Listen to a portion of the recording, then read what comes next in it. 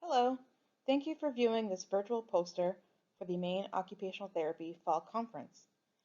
This virtual poster was presented to Northern Light Health this spring and is being shared with you all today as well.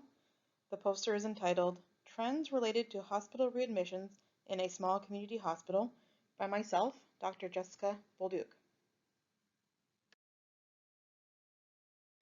The aim of this IRB-approved research project was to highlight risk factors and trends contributing to readmissions rates at Northern Light Mercy Hospital in 2019 of Medicare beneficiaries. Additionally, by reviewing the risk factors and trends, I wanted to look at the role of occupational therapy in these cases. This research followed three objectives as seen here. First, by identifying preventable factors contributing to hospital readmissions, we aim to make suggestions to alleviate the economic burden of the 30-day hospital readmissions penalty on Northern Light Mercy Hospital. Secondly, we aim to identify factors contributing to readmission rates at Northern Light Mercy Hospital to improve occupational therapy service delivery. And lastly, by analyzing factors such as differences in therapist discharge recommendations, we aim to strengthen the coordination of transitional care for clients in order to reduce the risk of readmissions. This study utilized a retrospective secondary analysis approach, collecting data on gender, age, if occupational therapy or physical therapy referrals were made, recommended versus actual discharge location, length of stay, days between admission and readmission, length of stay of readmission, if a patient had multiple readmissions, and if the patient expired during 2019. This data was collected from 2019 Medicare beneficiaries with readmissions that met the inclusion criteria.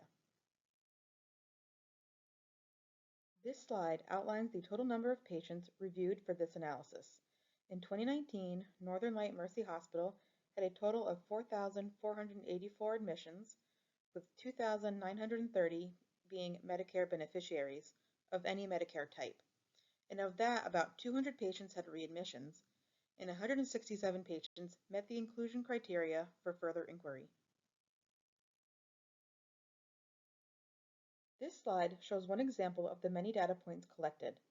The graphic on the left identifies the top 5 frequent discharge locations, which include, in order of highest frequency, skilled nursing homes, home with home health, rehab centers, home independently, and home with a caregiver.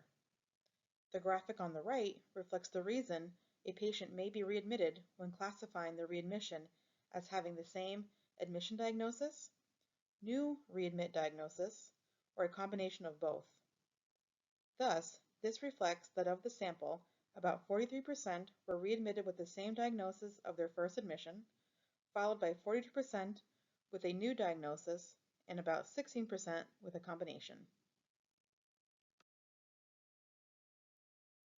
This research yielded many data points, both descriptive and statistical in nature. This and the next slide highlight a few key points for simplification of reporting. The manuscript of this research has been submitted for publication, where a full report of this study can be found. Attendees are also welcome to contact me for further information. Key points include top 6 admitting diagnoses include pneumonia, weakness, alcohol use, cardiac, genitourinary, and gastrointestinal. Readmissions tend to occur within 1, 2, or 5 days of admission, but also spike again 10 days post-discharge. Readmissions were heavily from skilled nursing facilities, patients discharged home independently, or discharged home with all home care services referred. A few other key points include discharge recommendations from therapy were often followed, but when the actual discharge location was less supportive than what was recommended, readmissions were more likely. There was an additional 51 patients who had additional readmissions. There were 7 deaths related to additional readmissions. Of all the chart reviews, there was a total of 35 deaths, with 27 occurring during the first or subsequent readmissions. and additional readmissions were paid at a lower rate than their admissions based on DRG.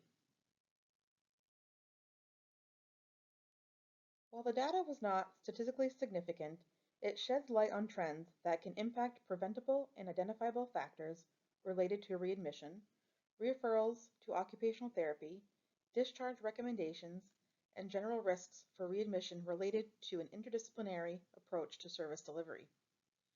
From the literature, symptom management, pain control, infection prevention, patient education, maximizing independence while hospitalized, and supportive discharge locations appear to be factors in preventing readmissions, and a few key patient diagnoses which could align well with this research.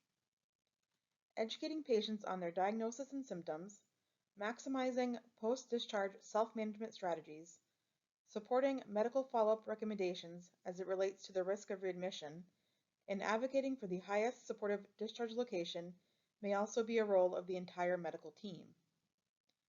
Outcomes of this data could enable more specific program interventions or education with key demographics in mind and therefore foster more data collection for quality improvement measures. Thank you for your time in viewing this presentation. I welcome any questions or comments. The next few slides highlight references used in the establishment of the manuscript.